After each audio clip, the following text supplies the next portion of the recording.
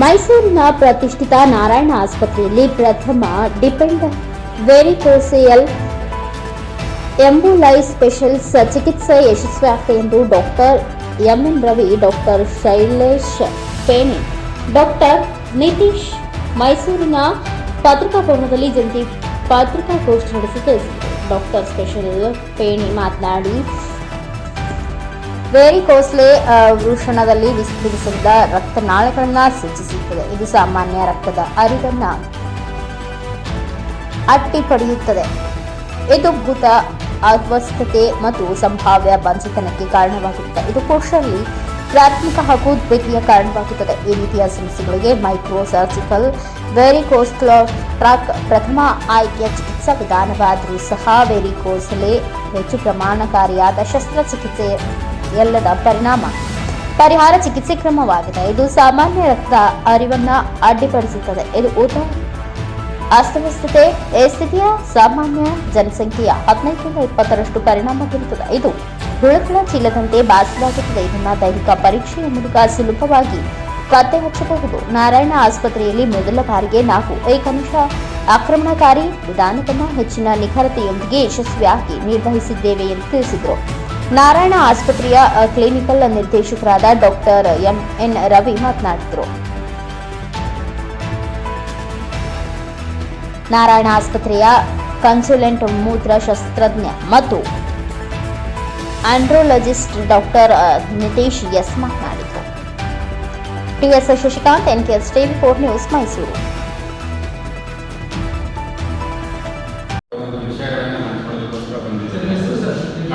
Doctor MN Ravi, ನಾನು ವೈದ್ಯಕೀಯ ನಿರ್ದೇಶಕ. ನನ್ನೊಂದಿಗೆ doctor Shailesh Pene, senior interventional radiologist, ಹಾಗೂ ಡಾಕ್ಟರ್ ನಿತೇಶ್, ಸೀನಿಯರ್ ಯೂರಾಲಜಿಸ್ಟ್ ಅವರಿದ್ದಾರೆ. ಜೊತೆಗೆ ನಾವು ಇವತ್ತಿನ ದಿನ ಈ ಟೆಕ್ನಾಲಜಿ ಮತ್ತು ಟೆಕ್ನಿಕ್ಸ್ ಬಗ್ಗೆ ಕೆಲವೊಂದು ವಿಷಯಗಳನ್ನ ಹಾಕೊಳ್ಳೋದಕ್ಕೆ ವಿಭಾಗಗಳೇನಿದೆ ಅದರಿಂದ ಮಾಡುವಂಥ ಒಂದು ಕಾರ್ಯವಿಧಾನಗಳು, ಇಂಟರ್ವೆನ್ಷನ್, ಇದರಲ್ಲಿ ಯಾವ ರೀತಿ ಬೆಳವಣಿಗೆ ಆಗಿದೆ, ಯಾವ ಸಾಧ್ಯತೆಗಳಿದೆ ಅನ್ನೋದನ್ನು ನಾವು ನಿಮ್ಮ ಜೊತೆಗೆ ಹಂಚಿಕೊಳ್ಳೋಕೆ ಇಷ್ಟಪಡ್ತೇವೆ. ಮೊದಲು ಬೇಕಾಗ್ತಿದ್ದು ಎಲ್ಲದಕ್ಕೂ ಶಸ್ತ್ರಚಿಕಿತ್ಸೆ.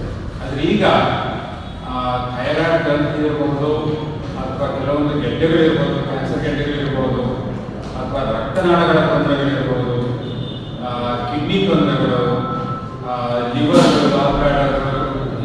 ಈ ಒಂದು ಕೆಲವು ತೊಂದರೆಗಳು, ಆಮೇಲೆ ಹೆಚ್ಚಾಗಿ ನೀವು ಕಾಣ್ತೀರಿ ವೆರಿಕೋಸ್ ವೇನ್ಸ್ ಏನಿರ್ತದೆ, ಕಾಲಿನಲ್ಲಿ ದೊಡ್ಡದಾಗಿ ಬೆಳೆದಿರುವಂಥ ರಕ್ತನಾಳಗಳು.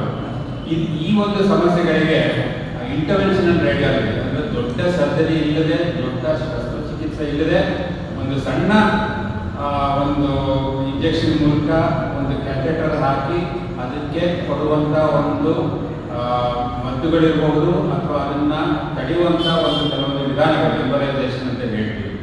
ಈ ಒಂದು ಕ್ರಮಗಳ ಬಗ್ಗೆ ನಾವು ಯಾವ ರೀತಿಯಾಗಿ ಬೇರೆ ಬೇರೆ ಪೇಷಂಟ್ಗಳಿಗೆ ಯಾವ ರೀತಿಯಾಗಿ ನಾವು ಸಹಾಯ ಮಾಡ್ತಾ ಇದ್ದೀವಿ ಅನ್ನೋದನ್ನು ಇಂಟರ್ವೆನ್ಷನಲ್ ರೇಡಿಯಾಲಜಿಸ್ಟ್ ಡಾಕ್ಟರ್ ಶೈಲೇಶ್ ಅವರು ಇನ್ನೂ ಸ್ವಲ್ಪ ಹೆಚ್ಚಾಗಿ ತಿಳಿಸ್ಕೊಡ್ತಾರೆ. ಆ ಬೇರೆ ಬೇರೆ ವಿಧಾನಗಳಲ್ಲಿ ಇವತ್ತಿನ ದಿನ ಪರ್ಟಿಕ್ಯುಲರ್ಲಿ ನಾವು ಮಾತಾಡಬೇಕಾಗಿರೋ ವಿಷಯ ಅಂತಂದರೆ ಒಂದು ಇನ್ಫರ್ಟಿಲಿಟಿ ಅಂತ ಹೇಳ್ತೀವಿ.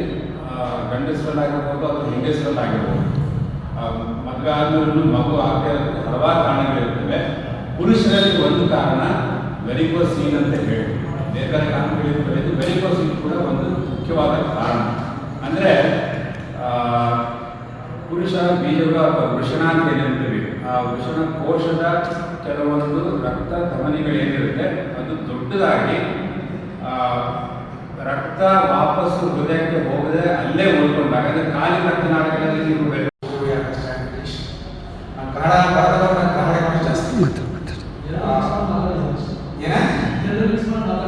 ಇಲ್ಲ ಬರದ ಚೆನ್ನಾಗಿ ಜಾಸ್ತಿ. So better to speak in English. So as you know that international is upcoming field. It's not only varicose veins. You can treat thyroid swellings also. Thyroid ಗಡ್ಡೆ ಇದ್ರೆ ಅದನ್ನ ವಿದೌಟ್ ಸರ್ಜರಿ ಮಾಡೋಕ್ಕಾಗಲ್ಲ. ಲಿವರ್ ಕ್ಯಾನ್ಸರ್ ಅದನ್ನ treat ಮಾಡೋಕ್ಕಾಗಲ್ಲ without surgery. Kidney cancer ಅದನ್ನ ಮಾಡಬೇಕು. ಮತ್ತೆ varicose veins ಕೆಳಗಡೆ ವೆರಿಕೋಸ್ ಏನಿದೆಯಲ್ಲ varicose veins without surgery. So it is a very fascinating branch and upcoming branch, and and many people doesn't know that interventional radiology exists in Mysore. So the plan is to educate you all and all the people that many diseases like varicocele, varicose veins, thyroid swellings, cancer, kidney liver, ಮತ್ತೆ thyroid ಎಲ್ಲ treat ಮಾಡಬಹುದು without need for surgery. So this patient was referred to us by Dr. Nitesh after evaluating the patient as not surgery. What is embolization, varicose embolization? So minimal imaging procedure. ಒಂದು ಸಣ್ಣ image ಇದನ್ನ thyroid culture ಮಾಡಿ ಅದು LS ಸ್ಪ್ಲೈ ಮಾಡ್ತಾರೆ, varicose veins BS ಸ್ಪ್ಲೈ ಮಾಡ್ತಾರೆ, ಅದು block ಮಾಡಿ ರಕ್ತನಾಳಗಳು ಮಂಜುಳತೆಗಳು ಯಾವುದು ಕೆಲಸ ಮಾಡಿದೆ ಅಂತ ಅದು ತೆಗೆದಾಗ ವಾಪಸ್ ಟೆಂಪರೇಚರ್ ರೆಗ್ಯುಲೇಷನ್ ನಾರ್ಮಲ್ ಬಂದು ಬೀಜ ಮತ್ತೆ ನಾರ್ಮಲ್ ಆಗಿ ಬೇರೆ ಉತ್ಪಾದನೆ ಮಾಡೋದಕ್ಕೆ ಅವಕಾಶ ಮಾಡಿಕೊಡ್ತಾರೆ. ಕೆಲವರಿಗೆ ಆಪರೇಷನ್ ಅನ್ನೋದೇ ಭಯ ಇರ್ತದೆ, ಅದರಲ್ಲಿ ಆಪರೇಷನ್ಗಿಂತ ಆಗ ಚಿಹ್ನೆ ಅದರ ಸ್ಕಾರ್ ಬೇಡ ಅಂತ ಆಗಿರ್ತದೆ. ಅಂಥವರಲ್ಲಿ ವ್ಯಾಲ್ಯೂಸಿ ಆದರೂ ಕೂಡ ಇದ್ದು ಅದನ್ನೆಲ್ಲ ಪರಿಹಾರ ಮಾಡಿಕೊಂಡು ಅಂತ ಬಂದು ಪೇಷಂಟ್ ವಿಚಾರಿಸ್ತಾರೆ. ನಮ್ಮಲ್ಲಿ ಈಗ ಈ ಇಂಟರ್ವೆನ್ಷನಲ್ ರೇಡಿಯಾಲಜಿ ಡಾಕ್ಟರ್ ಶೈಲೇಶ್ ಮಾಡಿರೋದು ಅದು ಆಪರೇಷನ್ ಇಲ್ಲದೆ ಮಾಡಿರೋ ಆಪರೇಷನ್ ಪ್ರೊಸೀಜರ್. ಇದರಲ್ಲಿ ಯಾವ ರೀತಿಯಲ್ಲಿ ಆಪರೇಷನ್ ಕಾಂಪ್ಲಿಕೇಶನ್ ಇರೋದ್ರಿಂದ ಅಂದರೆ ನೋವಾಗಲಿ ಅದರ ಚಿಹ್ನೆ ಆಗಲಿ ಅದರಲ್ಲಿ ಕೆಲವೊಮ್ಮೆ ರಿಕವರಿ ಟೈಮ್ ಆಗಲಿ ಆ ಥರ ಏನು ಸಮಸ್ಯೆಗಳು ಬರೋದಿಲ್ಲ. ಇಲ್ಲಿವರೆಗೂ ಆಪರೇಷನ್ಗೆ ಗೋಲ್ಡ್ ಸ್ಟ್ಯಾಂಡರ್ಡ್ ಆಗಿತ್ತು. ಈಗ ಈ ಇಂಟರ್ವೆನ್ಷನಲ್ ರೇಡಿಯಾಲಜಿಯಿಂದ ಮತ್ತೊಂದು ಉಪಾಯ ಆಪರೇಷನ್ ಇಲ್ಲದೆ ಗುಣಪಡಿಸೋದಕ್ಕೆ ನಮ್ಮ ಹಾಸ್ಪಿಟಲಲ್ಲಿ ಶುರು ಮಾಡಿದ್ವಿ. ಈಗ ಒಂದು ಪೇಷಂಟ್ ಇದೇ ರೀತಿಯಲ್ಲಿ ರೀಸೆಂಟಾಗಿ ಮದುವೆಯಾಗಿ ಬಂದಿರೋ ಪೇಷಂಟು ಮಕ್ಕಳಾಗದೆ ಇರೋದು ಮತ್ತು ಕಂಟಿನ್ಯೂಸ್ಲಿ ನೋವು ಬರ್ತಾ ಇದ್ದಿದ್ದು ಪೇಷಂಟ್ಗೆ ನಮಗೆ ಬಂದು ಕಂಡಾಗ ಆಪರೇಷನ್ ಸಜೆಸ್ಟ್ ಮಾಡಿದ್ದೆ. ಅವರಿಗೆ ಆಪರೇಷನ್ ಹೋಗೋದಕ್ಕೆ ಮುಜುಗರ ಇತ್ತು, ಆಪರೇಷನ್ ಬಗ್ಗೆ ತುಂಬ ಭಯ ಇತ್ತು, ಆಮೇಲೆ ಆಪರೇಷನ್ ಮಾಡಿಸ್ಕೊಳ್ಳೋ ಅಷ್ಟು ಇಚ್ಛೆ ಇದ್ದಿಲ್ಲ.